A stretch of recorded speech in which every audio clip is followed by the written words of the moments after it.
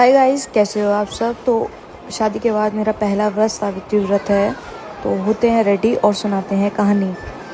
तो आज मैं आपको बताती हूँ कि जो वट सावित्री का व्रत है उसको लिया क्यों जाता है। तो जब मैंने पहली बार व्रत लिया था तो मैंने एक कथा पढ़ी थी, तो वही मैं आज आपको बताऊंगी।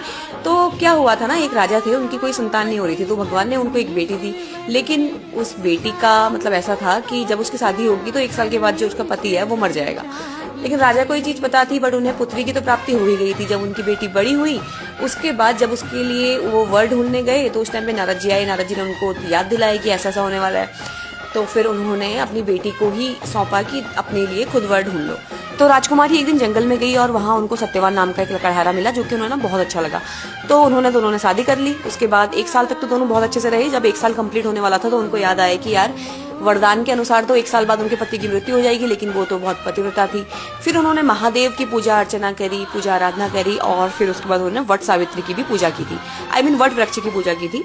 तो उसके बाद जब यमराज उनके पति को लेने के लिए आए तो उन्होंने यमराज से 3 वरदान मांगे, और एक वरदान ये भी था कि उन्हें पुत्री की प्राप्ति हो। लेकिन बिना पति के पुत्री की प्राप्ति संभव नहीं थी।